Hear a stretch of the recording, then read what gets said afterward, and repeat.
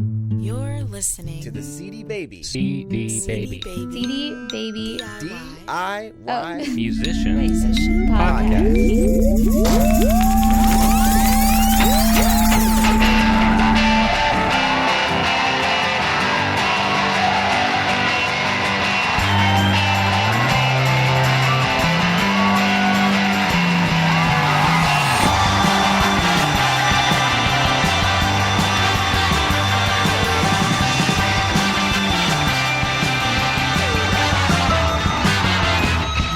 Hey there, and welcome to episode number 111 of the CD Baby DIY Musician Podcast.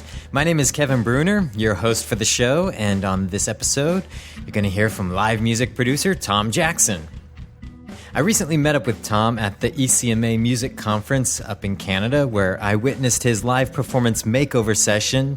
In that makeover session, Tom takes a band and helps them to drastically make improvements to their live performance, all while the audience watches the transformation.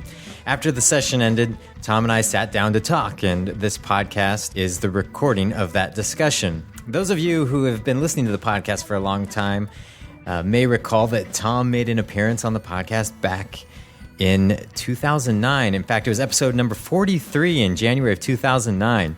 It was an extremely popular episode that created a lot of discussion, so you may want to go back and give that one a listen if you haven't already. I expect that this episode will generate a lot of discussion as well, so be sure to leave a comment or call our listener line. The details on how to do that will be at the end of the show. I look forward to hearing all the comments and interaction on the topic.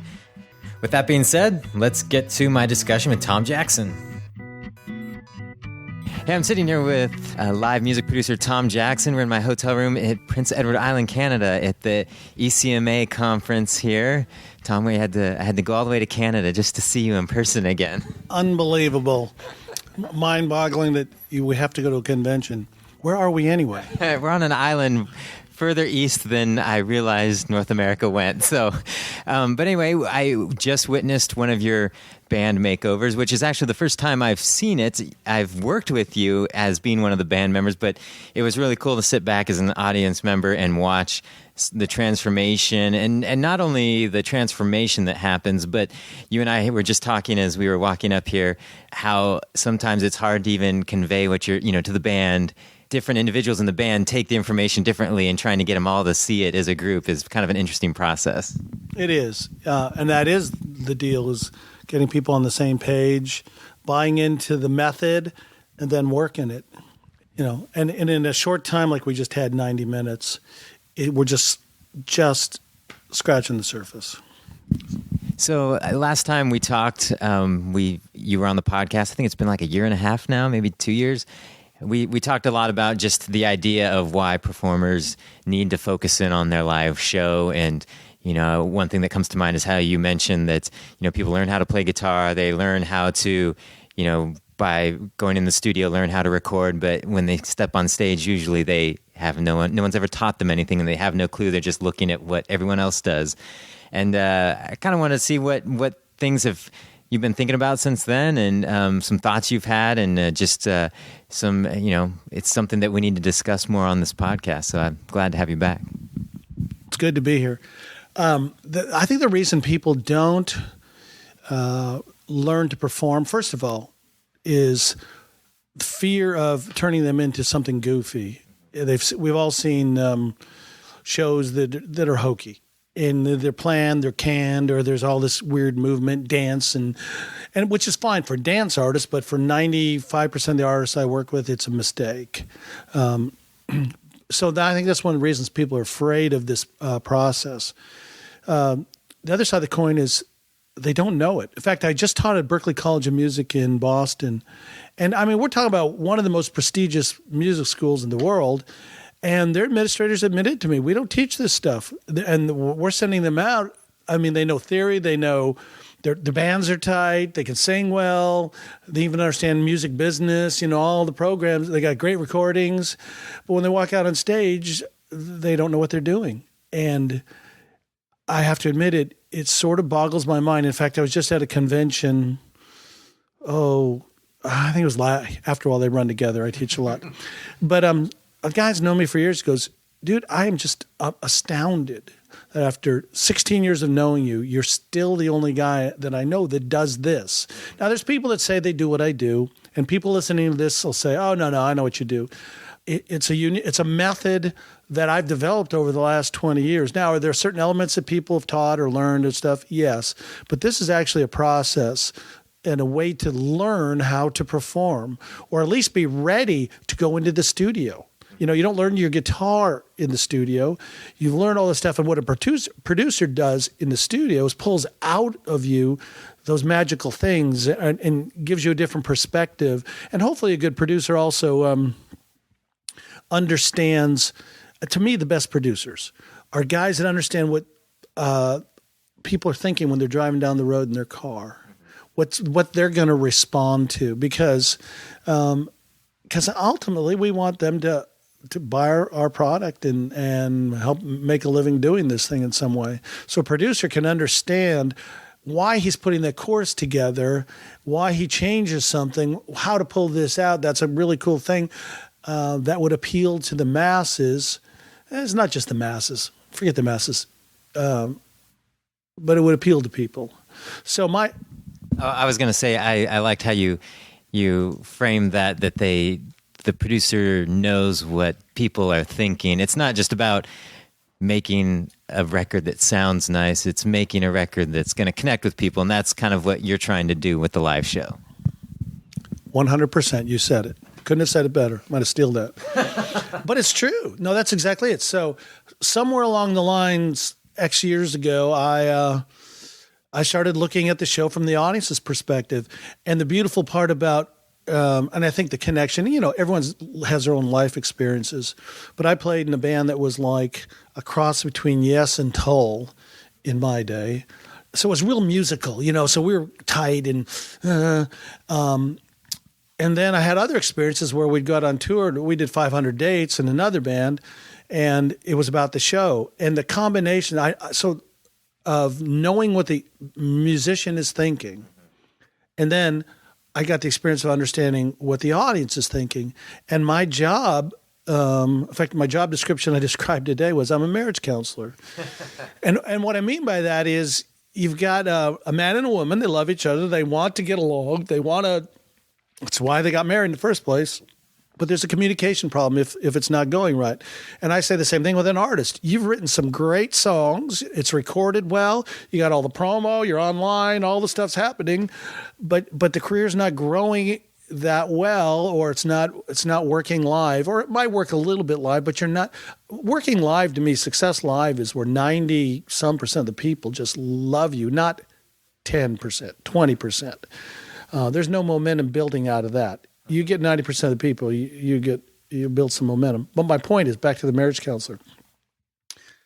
The musician on stage is one of the spouses, and the audience is the other spouse. And my job is to know what's going on with the spouse, what he's trying to communicate to the other spouse, the audience, and make that connection without changing who the person is.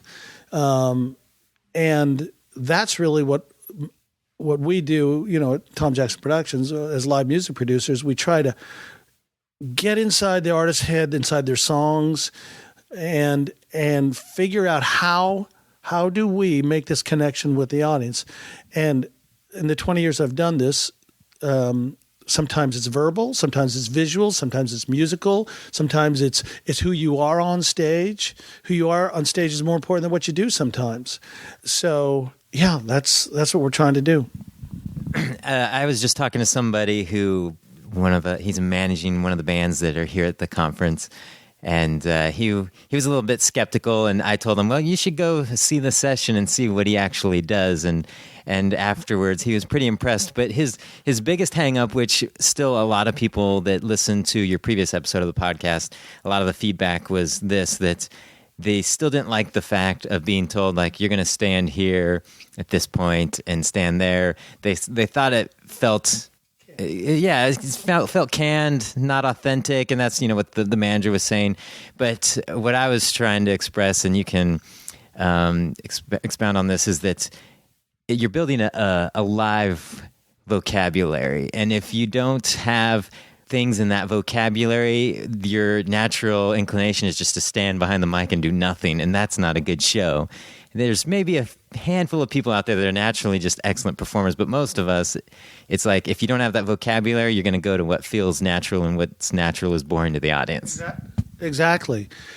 No, in fact, in what these 96, this is the downside to these 90-minute sessions is I made some, for those of you, obviously you weren't there, you're listening to this podcast, I have people go to certain places on stage at times because I only got 90 minutes, I put them to some place. But ultimately, what I want them to do is learn the concept of pressure on the audience, the places on stage, how to move on stage, and you make it your own. In fact, when it's done right, the artist, just like a guitar player develops style. If you really become a good guitar player, you develop style. If you're a drummer, you develop style. You know, what snare sound you have, what tones you choose as a guitar player, your vocal style. You'll have a style visually too, but you've got to know, to be a guitar player, he's got to know those chords. So the first time the guitar player played those chords, somebody had to show them specifically how to hold his hand and put it a certain way. After a while, you know when to go to that chord because it's in the song. And so the idea is not to stilt you. The idea is to, if you understand the rules, like in baseball, stealing a base, everyone doesn't steal a base. You got to know the situation. There's a ton. In fact, there's more spontaneity in my method than any artist will have ever on stage. They don't see, because there's a difference between spontaneity and winging it.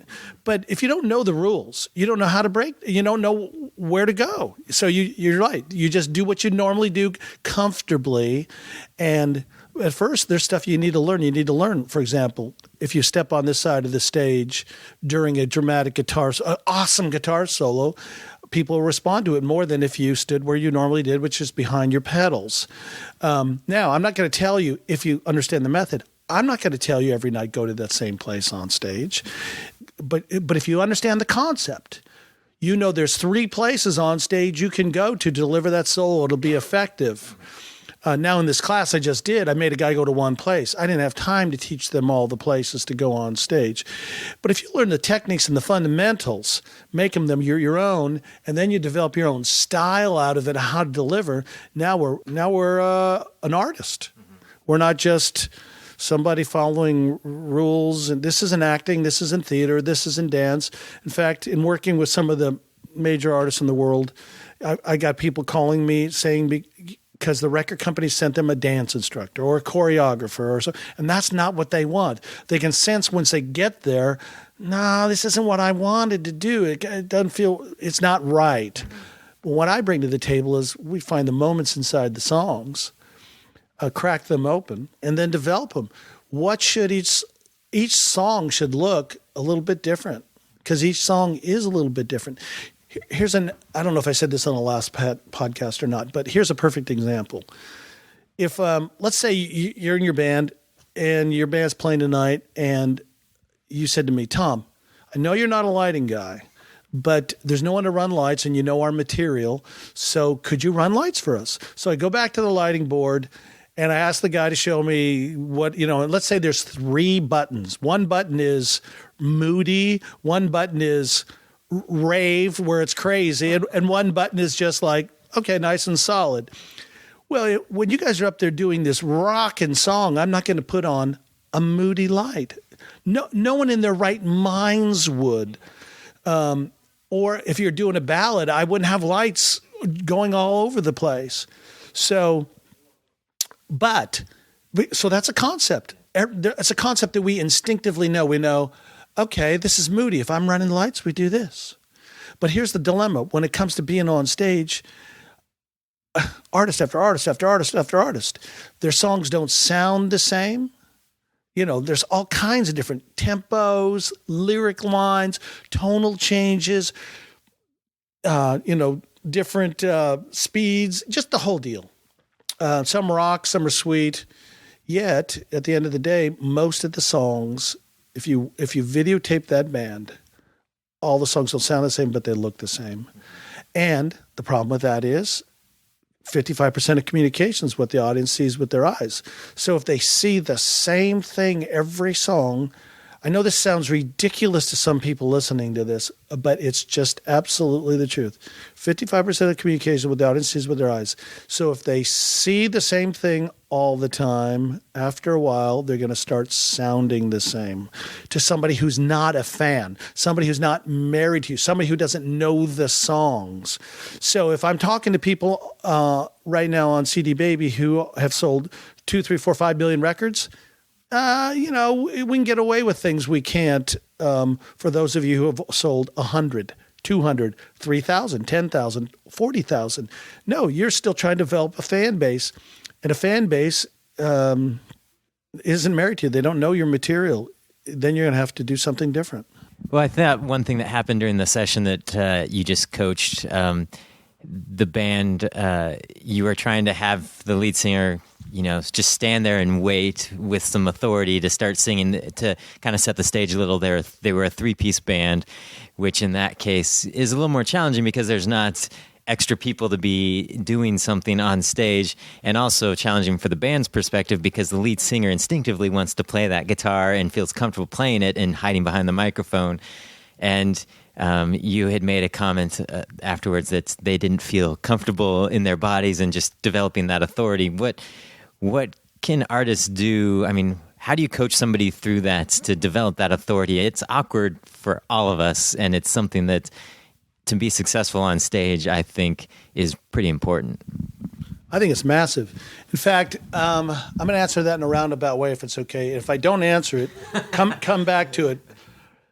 There's 4 areas I work on. These 4 areas are, and this has taken time to develop this method. This is my method. First area is, it's like building a house. You build a house, first thing you need is a plan. You need, if I'm going to design a house, I need to get a vision. In my mind, the reason I'm designing a house in the first place is because I don't want it to be like everybody else's house, or I've lived in those houses and I want something that reflects my personality a bit more. So really what I'm looking for is I'm looking for an artist, a band, a soloist, I don't care what it is. They need to get a vision for their show. And I don't mean vision. I'm talking about to get little tidbits of insight into how a song's going to affect somebody, how the audience is going to respond, what they want to do. So if I'm building a house, I know, I've seen kitchens that are really closed in, and that's the way I like my kitchen. So I'll design a kitchen that's closed in. I've kitchen that's, in somebody else's style would be, I want kitchens that's a certain way. So the point is, I get a vision for that house, and I start putting together a plan to build that house. I get with an architecture, in this case, a live music producer, and start honing that vision into from the roof to the foundation, to the way in, to the landscaping, the whole deal. Well, the show needs to be the same thing. There has to be a plan. And the plan is in 10 minutes before the show, you write out a bunch of songs. So what we need to do is have a vision and a plan for the show. That's one thing I work on.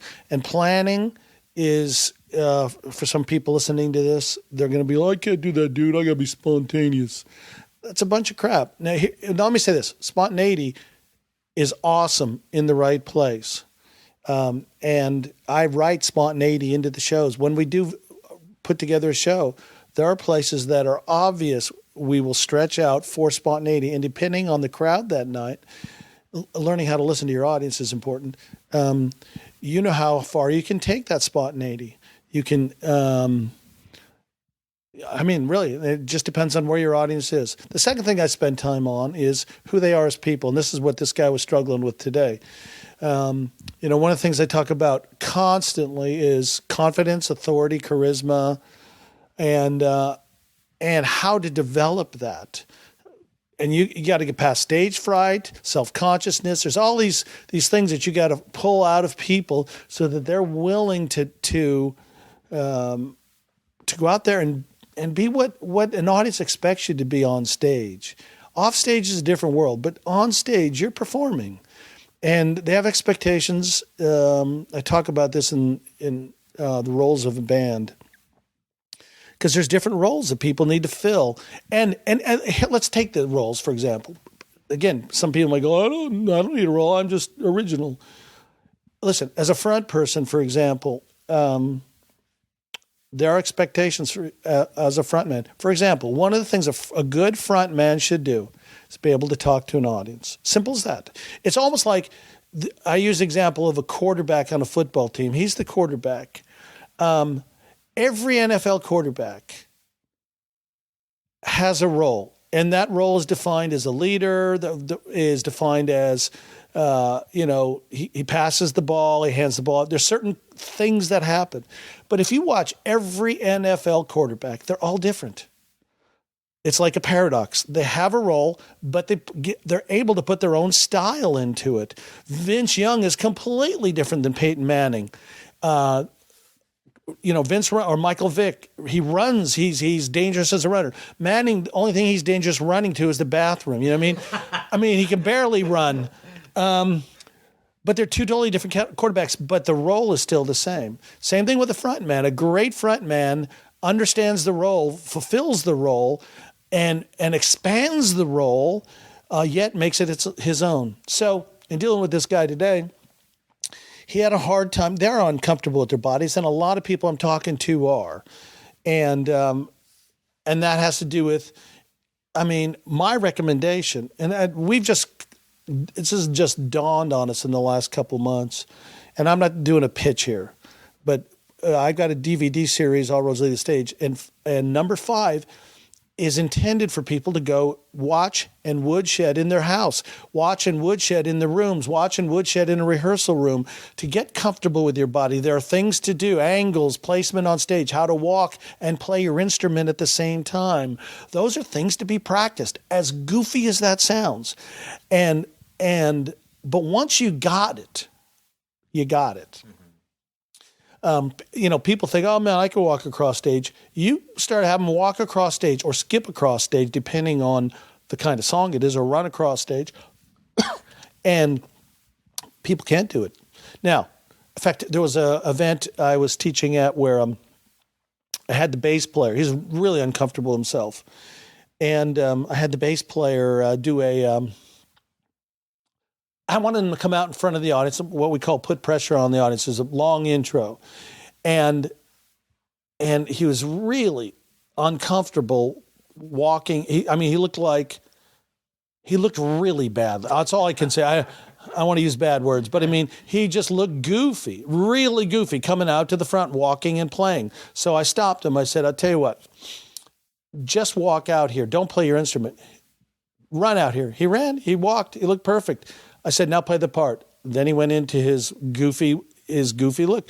There's something that I had to send him home and rehearse it because playing and moving is not as easy as, we both play, we both move, but to connect the two is hard. So anyways, the third thing I work on is technical skills. Skills that can be woodshedded, can be worked on, just like when we learned to play our instrument. I sat and played scales. Once I started getting past the scales, I started thinking, I was a bass player. So at first I was influenced. First I copied. I copied people, learned their songs. Then I started influence. I started thinking, well, what would, Chris Squire do in this place? But then once it got past in place of influence, I started developing my own style, my own way of doing things, but I had to get the fundamentals in place first. You can't jump from not knowing how to move to be an original, comfortable with your body person. You've got to go through the fundamentals to get to that place. Now, some people will say, and I hear this all the time. In fact, I was on a panel at Berkeley just a few weeks ago, and one of the people, I hear this all the time, and I know there's people right here that are going to agree with it. Well, you just got to get out there and play as much as you can. And I like that, but I don't like that. The problem is we start developing bad habits. And I'm telling you, it is hard to break bad habits like with these guys today. I've worked with some when I first started working with young people, I didn't like the idea because they couldn't last with me for 8, 10, 12 hours of rehearsal. We could only get through 3, 4, 5 hours. But in working with young people, getting them young, I didn't have the bad habits. And I'm telling you, they really progressed as performers, and they started developing their own style after a little bit of time, versus when I'm working with others that are out there just playing all the time. And I love to play all the time, but you're learning bad things along with the good things. So that's one thing I totally disagree with. And the other is videotape yourself. And I hear this all the time, videotape yourself and then watch it. Well, if you don't know what to fix, then videotaping yourself, all you're going to do is major in the minors. You're going to have people tell you, oh, look, you need to smile more. Oh, hold the microphone like this. Jam a little bit right there.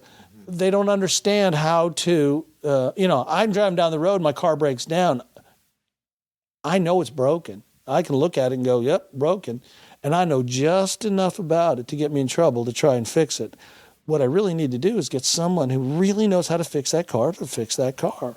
So learning these things that I talk about or doing my workshops or on my DVDs is, to me, and this may sound arrogant, but it's part of the process of being successful in this coming year. In fact, we just did a class with Ariel Hyatt and myself, and I believe the future is high tech, high touch.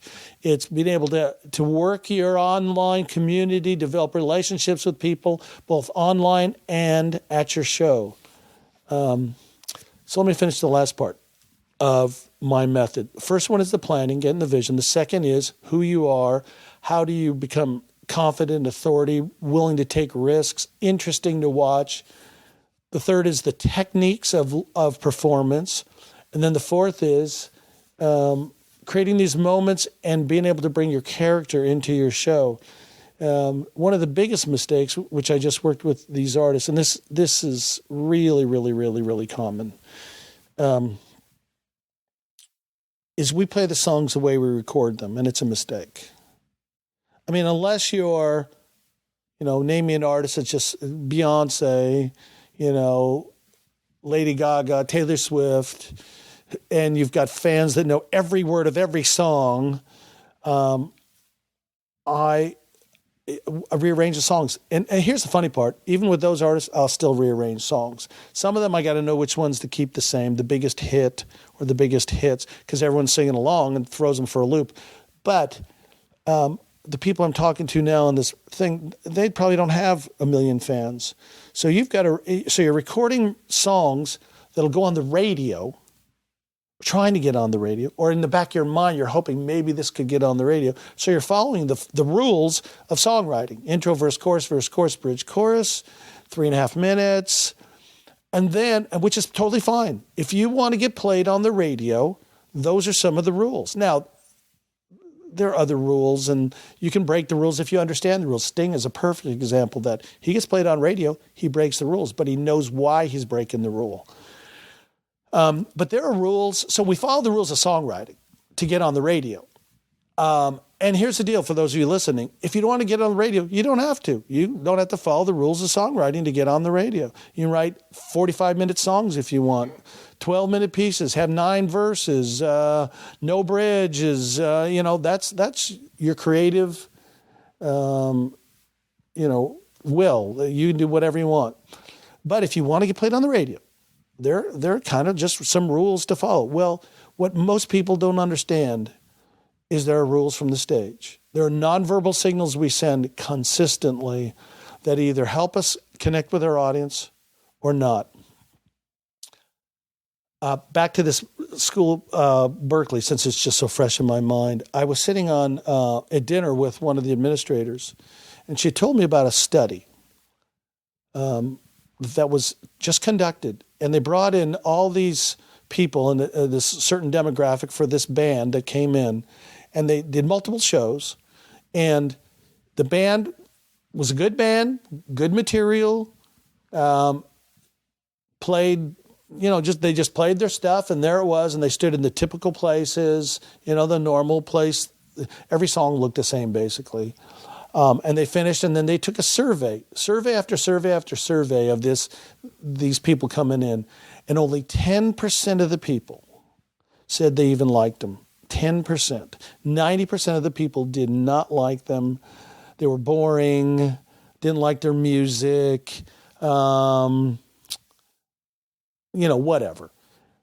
They took that same band and worked 2 weeks on some visual stuff. They rearranged the songs, worked on speaking to an audience, verbal skills, and 90% of the people wanted to get on their email list. They loved them. They wanted to buy their product. Now, listen, I had no idea this study or anything, but this is exactly what I'm talking about. The band didn't change. It was the same band. It was the same material. It was the same people. They just understood the rules of the stage. Someone helped them through making that emotion. This goes back to the very beginning of this thing. The emotional connection, the marriage counselor, making that connection. The people want to like them. When they go to a club, they go wanting to like them. They don't go out to have a bad time. Hey, I'm in a really crappy mood. Let's go out tonight. No. People want to go out and have a good time. They want to be entertained. They want to be captured, engaged. They want to experience moments. But most bands, most artists, most people listening to this do not understand those rules, and it breaks my heart. Well, I think one thing to kind of illustrate what you're saying there, the band, like we said, that you were just working with was a 3-piece, kind of a power pop rock band, I'll say, for lack of a better term, and very catchy songs, very good songs. And they played 2 songs. It was just kind of in your face from beginning to end. And I had never heard of the band before. And as a listener, it was kind of like there was no break for you to really kind of grasp on each nugget of the song. Having never heard the songs before, I knew that by the end of the song, I was like, okay, there were some interesting things in there, but they didn't really highlight it. And then one of the things that you pulled out of it was, that the bridge was this really hooky thing.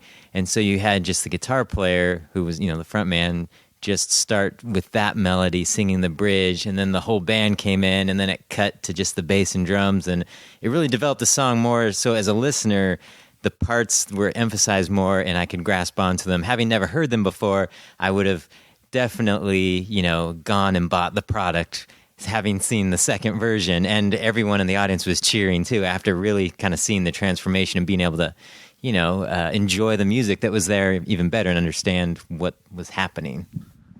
Yeah, well, that is the deal. I have this saying that music comes at an audience like goulash. And goulash to me, it was when my mom or my wife would make leftovers. She'd throw rice or pasta and some meat and some vegetables, and I'd be eating it. It'd be pretty good, like the band today. The first, they're pretty good. But I didn't know what I was eating. It was kind of like, so what I did was try to make it a fine meal so that people can follow it. See, what most people don't understand is that audiences are ignorant. And this goes back to this whole thing of me being a musician and me understanding the audience. Audiences don't know what to pay attention to.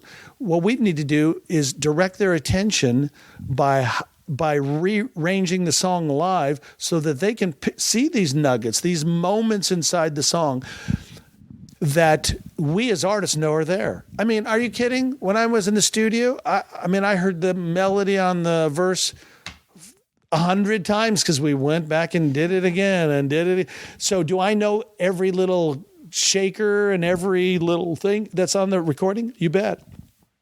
How many people in the audience know? None. Very, very little. So what we've got to do is direct their attention to things that are important within the song. And sometimes that is lyric. Sometimes that is melody. Sometimes that's rhythm. Sometimes that's harmonies. Sometimes it's verbal. And we have to direct their attention so that they can follow us. I'm not changing the melody. I'm not changing, but by rearranging the song, we allow them into the song almost and part of the process. And they can follow along then. And then when they hear, oh my gosh, that melody, that's awesome. And they would never have heard it before because it just comes at them like goulash. They didn't know there was a great melody there. I sound like Rush Limbaugh. Had to point it out to them, to point it out to the people. And then when the melody came out, you could just see people's eyes go, that is a cool melody. Wow, it was memorable. And the band sort of confused looks on their face in some ways because they're like, well, duh. What do you mean? That melody's always been there. They didn't realize that the audience didn't know that melody was there. Now, I mentioned pointing out the lyrics, pointing out the melody, pointing out, for some of you listening to this, you're thinking, well, I'm a songwriter, dude. It's all about the lyrics. Well, that's a problem. Well, no, what I mean by that is this. I'm all about storytelling and songwriting and all that. But if every song is rich, lyrical content, it's a Chinese water torture. You're going to burn me out. To go on the other hand, if everything is fast guitars, just pounding away the whole time, it's a Chinese water torture. You're doing exactly the same thing. The audience is being assaulted by either words or by sounds or by something. And so we as creative people need to put it in a way that an audience can understand it. So if we take their attention away, even if are not a great vocalist, for example, singer-songwriter, if we take their attention away and put it on a melody just 3 or 4 times during the night and show them this cool little melody, even if our voice isn't amazing, then when we come back to the lyrics, it means more. I use the analogy of a dinner. In fact, I had dinner last night. I had a great steak here. And I'm eating the steak, and after about 5 or 6 bites, what do? I go to the salad. I go to the bread. I want something different. I don't care how strong your lyrics are. If you play me 10 songs where I have to pay attention to the lyrics the whole time, you're going to burn me out. But if I can go to lyrics, I can go to melody, I can go to some cool little rhythmic stuff, even singer-songwriters, you've got, your instrument you could use as percussion.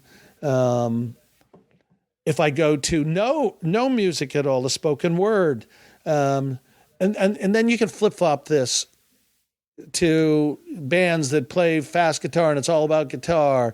No, we've got to tune them into a lyric. We've got to tune them in. We've got to break it down so that it's quiet enough so people can actually hear the lyric, even though it may not be the main point of the band or the main course of the band. Well, when you were saying that, it kind of made me think about that the average artist is probably approaching their show as if everybody is a super fan in the audience, as far as like playing, just like, you're gonna love this because this is what we are, not really kind of, when the average band is probably playing to mostly people that don't know their music, and instead of building momentum like you mentioned earlier, they may be collecting a few fans along the way, but their show is not drawing people in such that they can become a super fan and go buy the music. I mean, the average artist is going to be performing, and to get fans, and that's going to be their biggest crowd that they're going to, as far as like having people all at once hear their music, because the average artist is not getting on radio. And so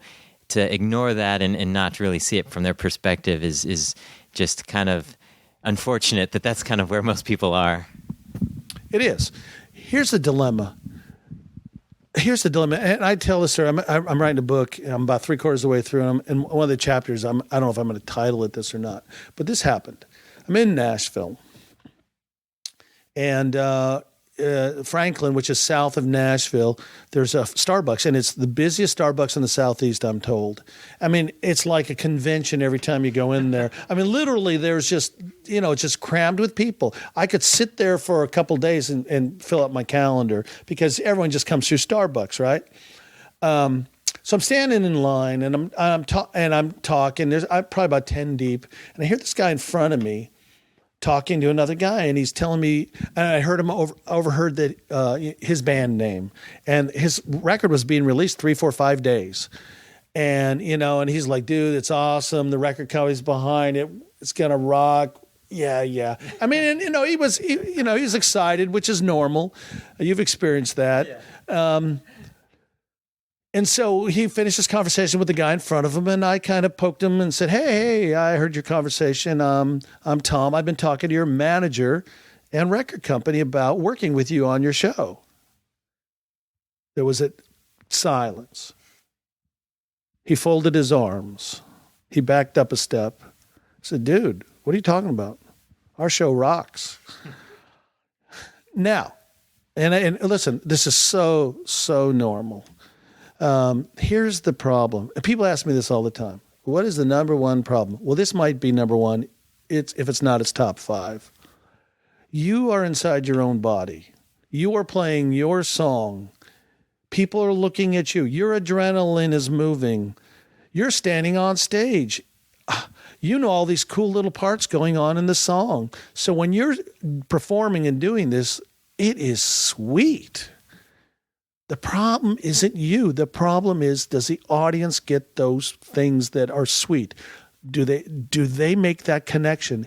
And in most cases, because audiences are not musical, they're ignorant, they do not make that connection. And not only that, they don't know your music, like you're saying. So it goes by so quickly in the night that they miss most of the stuff. So what I do is rearrange the songs so they don't miss the stuff. They don't miss the important things, this cool lyric, this cool melody, this drum thing, which we've extended into a 5-minute percussion thing that everyone just loves to death. Remember the group when did you ever see the show where I put the bagpipes, sitar, and African drums together? In one song. And it was all stuff inside the song, and I just developed it. And no one was going, it was a 13-minute song, and people weren't going, oh, this is too long. They're going, oh. No, and the merch flew off the table. In fact, the band had this developed merch, little drums that people would take home that were autographed because it was such a moment in the show for people. And we pointed out those cool things that were going on in the show.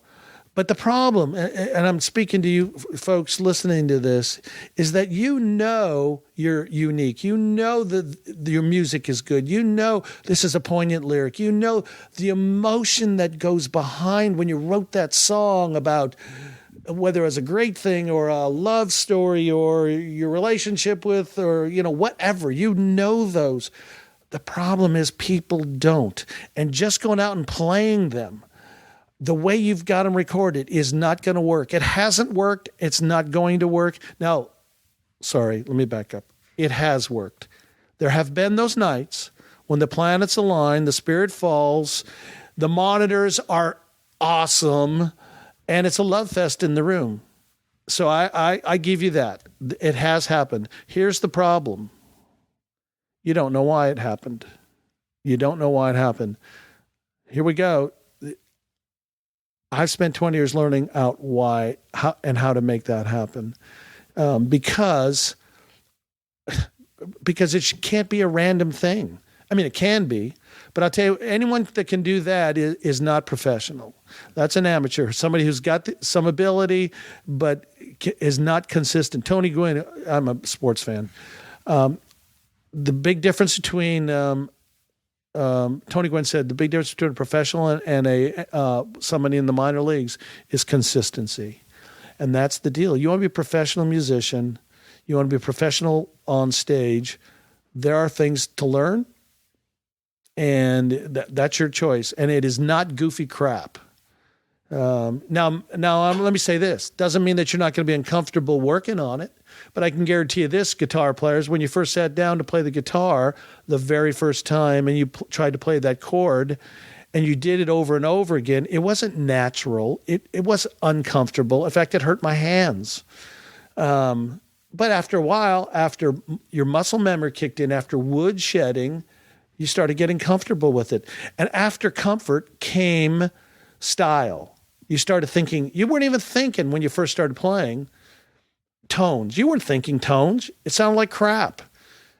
But after you started mastering it, you started thinking, wow, I like the sound of that guitar. And then you started experimenting with stuff. And now your style is coming out. But again, you got to start with the fundamentals.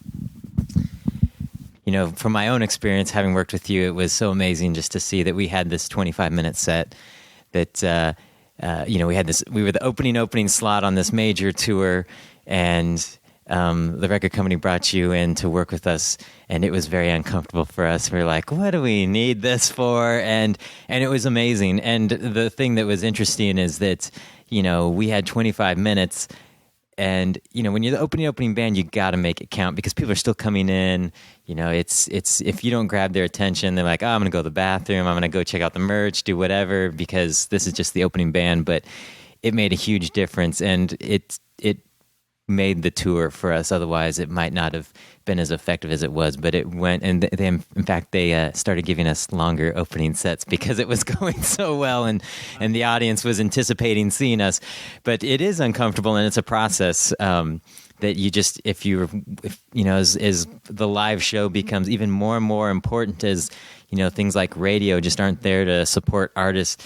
You got to have not only be good, but you got to be building momentum with your live show. Do you have any final words to send us off on and with the rest of the podcast?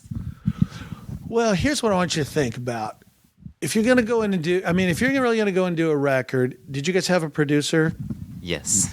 So you went in, you had the songs, and the producer, he helped you make it better. He knew what the audience was thinking sitting out there.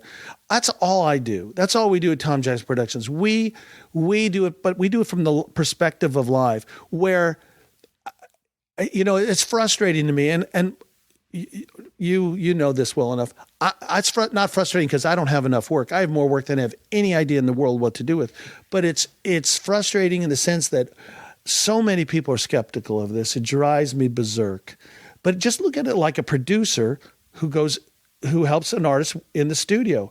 And if you want a great record, you need a producer. I don't care who you are. And it's the same thing with the show. But here's where the frustration is. And this is where people, you need to start thinking about spending more time, energy, and money on this process instead of just the studio. It's so much easier to spend, I'll just say $5,000, $10,000, $20,000, does not matter the money, in the studio, because at the end of the process, you end up with 1,000 CDs. You get this thing right in your hand, and it's a picture of you, and it's your music, and it looks cool, and it gives you validation, and that's why so many people go in and record because they keep doing it. We used to have a thing about vanity projects. People just do it for themselves.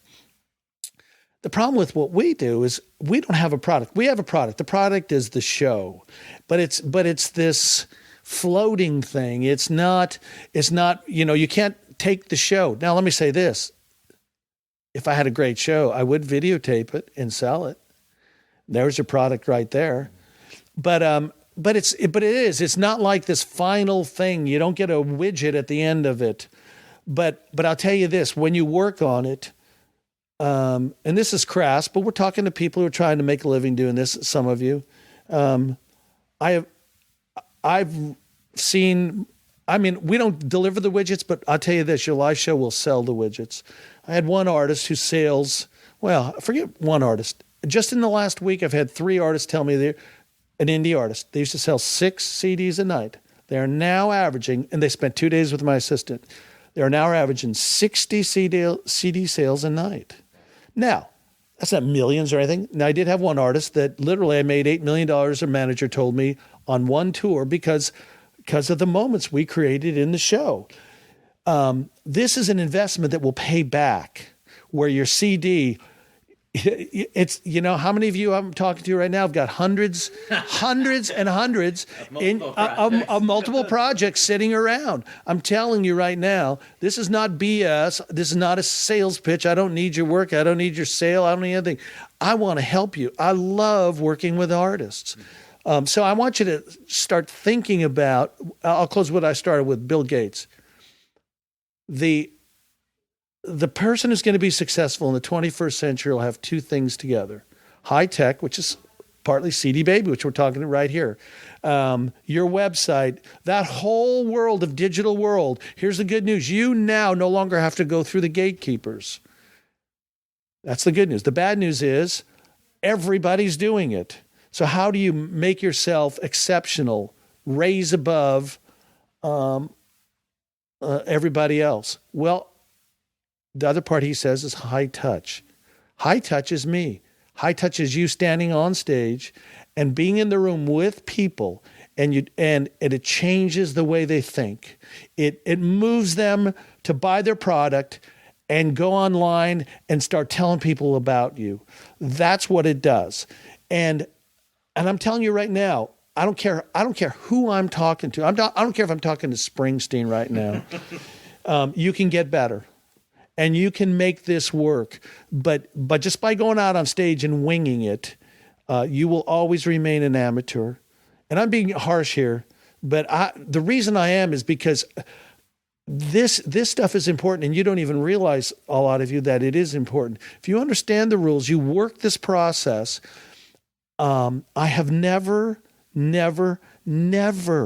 seen it work. I've had literally thousands of people that have either bought the products or worked with us or come to our boot camps or whatever.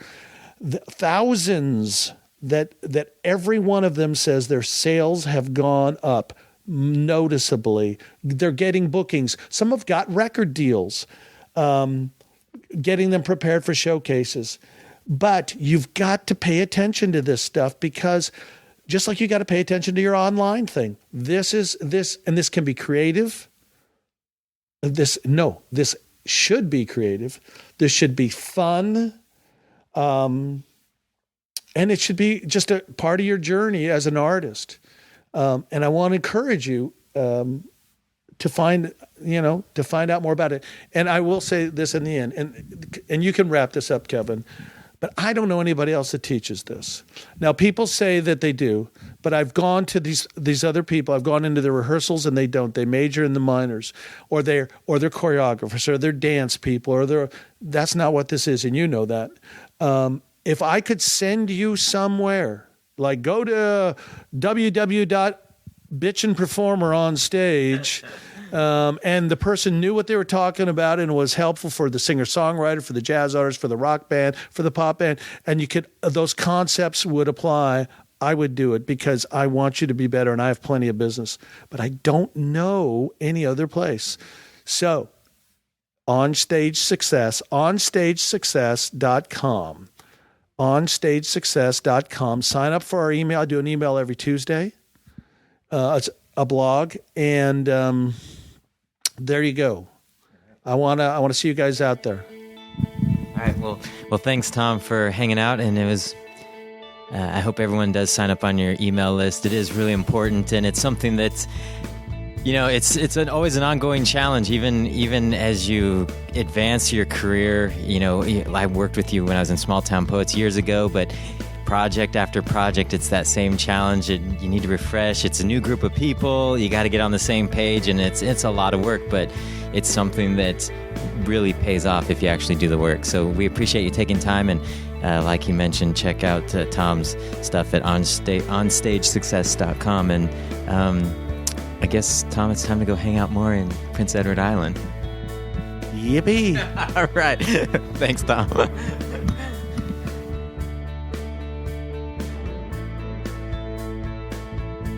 That's going to do it for this edition of the podcast. Thanks again for Tom for taking time out of his busy schedule at the ECMA conference to chat and be on the podcast again. Like I've said at the top of the show, I'd love to hear your feedback and comments and thoughts on the whole topic of live performance. There's several ways you can weigh in. You can email us at info@cdbabypodcast.com. Our favorite way for you to contact us is through our listener line at 206-426-5683. If you call the listener line, keep your comments, try to keep it under 2 minutes. That enables us to get more of them on the podcast and air what you have to say. And you can also leave comments in the comment section at the podcast blog at cdbabypodcast.com. So yeah, love to hear your comments and thoughts on this one. There's always a good discussion around live performance and how you should go about creating a great live show. So I look forward to that. Also, Tom has lots of resources and videos that if you want to learn more, you should definitely check out. I have some myself, and they are great resources. I'll put a link to that in the podcast show notes at cdbabypodcast.com. And he even has a little special discount for CD Baby artists, so check it out. All right, that's going to do it. We'll catch you next time. Bye.